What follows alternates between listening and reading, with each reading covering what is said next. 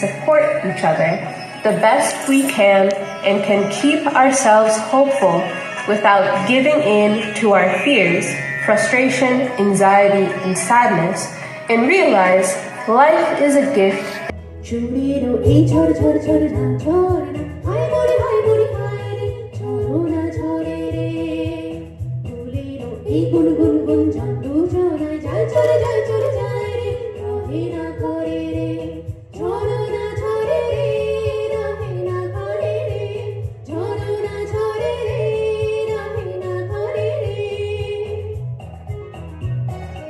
আমি আমার বাবাকে বন্ধু বলে ডাকতাম।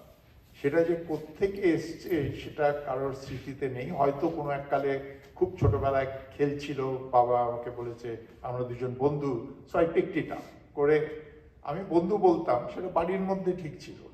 কিন্তু আমার বন্ধু বান্ধবের কাছে সেটা একটা খুব গোপন রাখার আমার প্রচণ্ড চেষ্টা ছিল, কারণ বন্ধুরা জানলে আমার সবাই খ্যাপাবে। ওই সময় you want to be like everyone else. তো তা সে নিয়ে অনেকগুলো ঘটনা আছে। একটা ঘটনা আমার বইতে আছে।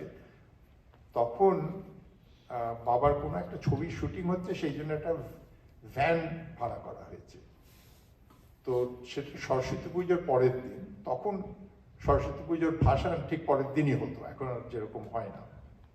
তো হঠাৎ বাবা বললো ওই গাড়িটা আছে, কাজ শেষ হয়ে গেছে, যে তোর বন্ধুদের সরস্বতী পুজোর ভাসান দেখাবো। I was very excited. আমার পাড়ার সব বন্ধুরা উঠেছে ভ্যানেতে, আমিও গেছি। আমরা কিছুক্ষণ ওই গঙ্গার ধারে গিয়ে ভাসান দেখলাম করে। ওখানে মেট্রো সিনেমার ঠিক গায়ে একটা গলি ছিল, সেই গলিতে নানান খাবারের দোকান আছে। তো আমরা গিয়ে ভ্যানটা ওইখানে দাঁড় করানো হয়েছে, বাবা আমাদের ওই কুলফি খাওয়াবে। তো আমরা সবাই, আমাকে বলা হয়েছে যে গাড়ি থেকে নামবে না, ভিড় রাস্তা।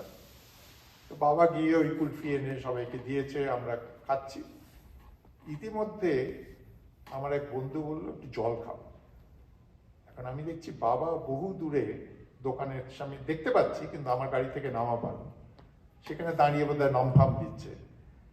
এখন আমাকে বলেছে জলের কথা, আমারই দায়িত্ব, আমার বাবা, আমি ডাকবো, এটাই আমার করার কথা। কিন্তু আমি কি বলে ডাকি?